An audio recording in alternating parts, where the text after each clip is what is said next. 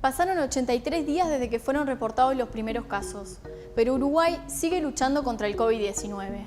Las cifras de infectados parecen optimistas, pero el gobierno y el comité de científicos que lo asesora siguen pidiendo cautela y mantener las medidas para seguir aplanando la curva. Repasemos un poco los datos para ver en qué punto nos encontramos. Los primeros casos de coronavirus en Uruguay se reportaron el 13 de marzo. Al día de hoy, Uruguay acumula un total de 828 casos, de los cuales 698 se recuperaron y 107 personas se encuentran cursando la enfermedad. En estos casi 3 meses, 23 uruguayos murieron a raíz del virus. Si comparamos el estado sanitario de Uruguay con otros países de América Latina, podemos concluir que nos ha ido bastante bien. Sin embargo, hay varios factores que hay que tener en cuenta a la hora de comparar países. La población, las medidas tomadas en un país y en otro, los test realizados, entre otros factores. Por lo pronto, para saber qué tan bien estamos, hay que tener en cuenta varias cosas.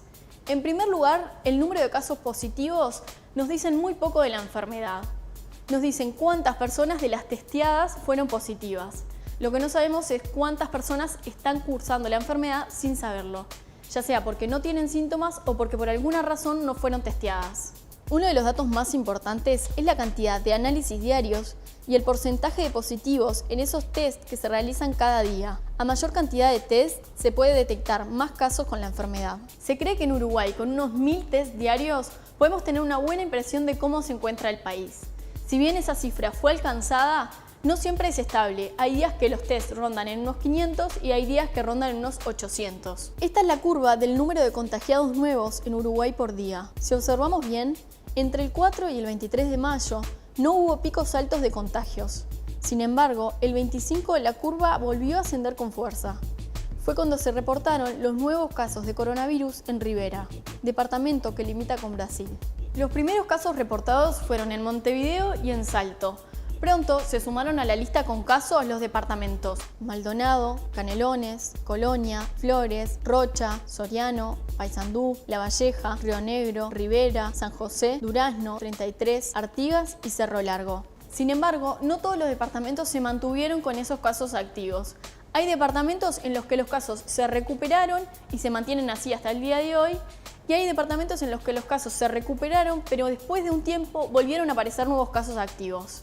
Los únicos departamentos en los que no hubo registro de casos positivos de coronavirus desde el 13 de marzo son Florida y Tacuarembó. Al día de hoy, los departamentos que se encuentran en la frontera con Brasil son los que más atención tienen, ya que Brasil se convirtió en el país de América Latina con más casos y uno de los epicentros del virus a nivel mundial.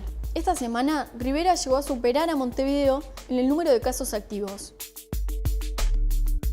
Hay contagiados de todas las edades, aunque son muy pocos los niños uruguayos que se contagiaron de coronavirus. En cuanto al género de las personas infectadas, fue prácticamente la misma cantidad de mujeres que de hombres. El personal de salud es el que más está expuesto al virus. En Uruguay, 106 personas que trabajan en este ámbito se contagiaron. Actualmente son 7 los casos activos. Uno de los datos más importantes a tener en cuenta es cuántas personas se encuentran internadas en CTI por coronavirus. Y justamente por eso se hablaba de aplanar la curva. Si la curva de contagios ascendía rápidamente en un corto periodo de tiempo, eso podía hacer que el sistema de salud colapsara. La cantidad de internados en cuidados intensivos tuvo un pico alto en el mes de abril, pero fue descendiendo paulatinamente. Al día de hoy hay 4 personas en cuidados intensivos. En Uruguay actualmente hay más casos de personas recuperadas que de contagios activos. Eso sí es un buen factor. Esta es la brecha que tenemos que mantener alejada si queremos seguir combatiendo el virus. Los datos nos demuestran cómo estamos, pero además nos ayudan a entender el porqué de algunas situaciones y algunas decisiones que se toman.